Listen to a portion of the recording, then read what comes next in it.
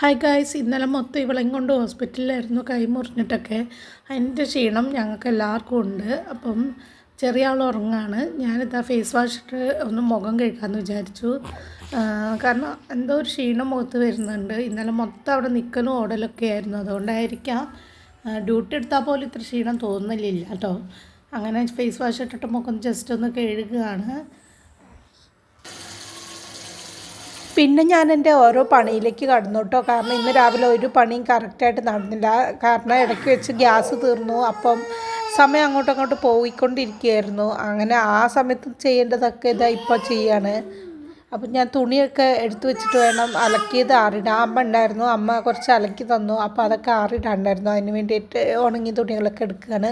അതിനുശേഷം ചോറ് വെച്ചിട്ടില്ലായിരുന്നു. ചോറൊക്കെ സാധാരണ രാവിലെ വെക്കലുണ്ടായിരുന്നു.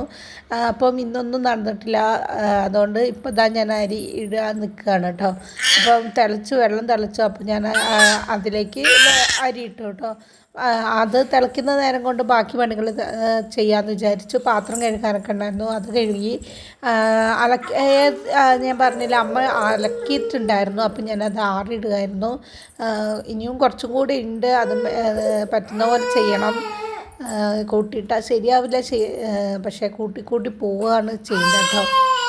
അതിനുശേഷം കറി രാവിലെ വെച്ചിട്ടുണ്ടായിരുന്നു. ഉപ്പേരിക്ക് ഇന്നലെ വാങ്ങിയിരുന്നു. അപ്പോൾ അത് മുറിച്ച് ഉപ്പേരിയാക്കാമെന്ന് വിചാരിച്ചിട്ട് അപ്പോൾ അതിൻ്റെ പണിയിലേക്ക് കടന്നു കേട്ടോ. സാധാരണ ദിവസങ്ങളിൽ ഇതൊക്കെ രാവിലെയോ അല്ലെങ്കിൽ വൈകിട്ടോ ഒക്കെ ആണ് ചെയ്യാറ്. അപ്പോൾ ഇന്ന് ഗ്യാസ് തീർന്നതുകൊണ്ട് അൺഎക്സ്പെക്റ്റഡ് ആയിരുന്നു. പ്രതീക്ഷിച്ചിരുന്നു, പക്ഷേ ഇന്ന് തീർന്നു വിചാരിച്ചിട്ടില്ല. അപ്പം എല്ലാം പകുതിയിലായിരുന്ന സമയത്താണ് എല്ലാം തീർന്നത്. പിന്നെ ഞാനൊരു ചായ കുടിച്ചു. അപ്പോൾ ഇത്രയുള്ള വീഡിയോ.